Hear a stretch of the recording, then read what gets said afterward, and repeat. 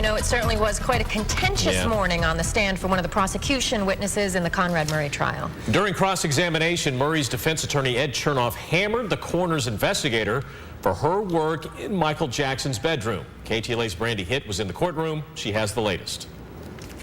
This morning, the defense really went after the coroner investigator in the Michael Jackson death case. Lead defense attorney Ed Chernoff tried to discredit her work. Take a look. You mentioned that you did not describe the IV stand in your initial report, right?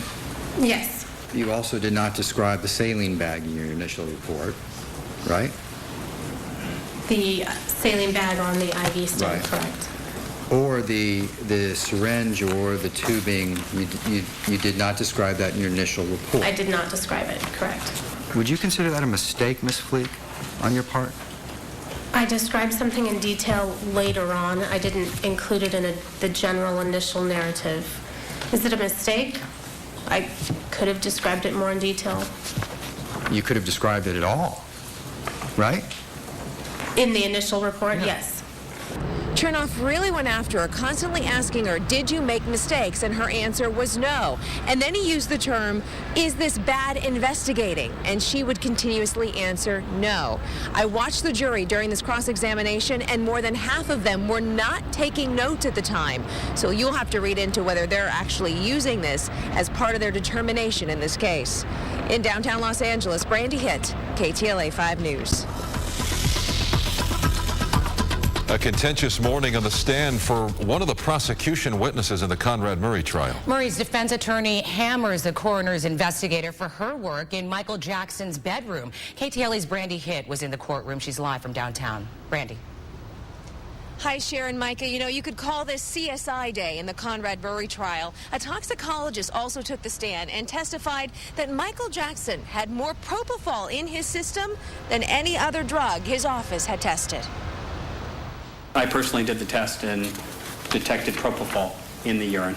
LA County toxicologist Dan Anderson didn't just find propofol in Michael Jackson's urine. In day 8 of the Conrad Murray trial, he testified propofol was also found in Jackson's blood, liver, eye fluid, and was still present in his stomach when he died. Propofol, again, and we found 0.13 milligrams. The equivalent of specks of sugar crystals from a 1 gram sugar packet you might see in a restaurant. Is that close enough?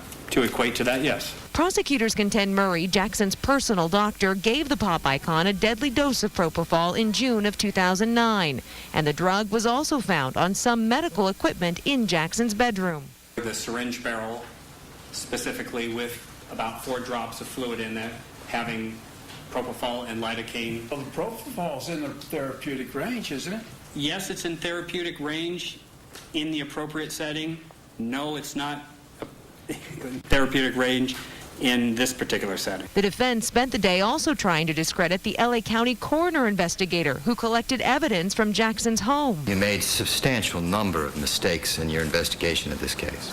No.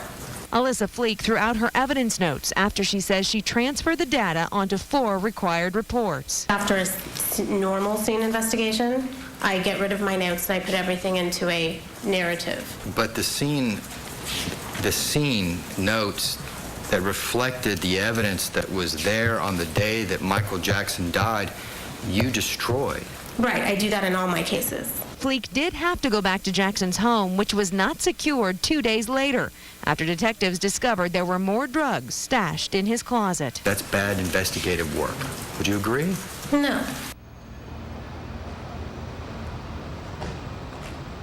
Now, I noticed during that tough cross-examination, I looked over at the jury, and a lot of the jurors were not taking any notes, making it appear that they're not going to be referencing that cross-examination later on when they decide Conrad Murray's fate. Live in downtown Los Angeles, Brandi Hitt, KTLA 5 News. Cher, back to you in the studio. Okay, Brandi.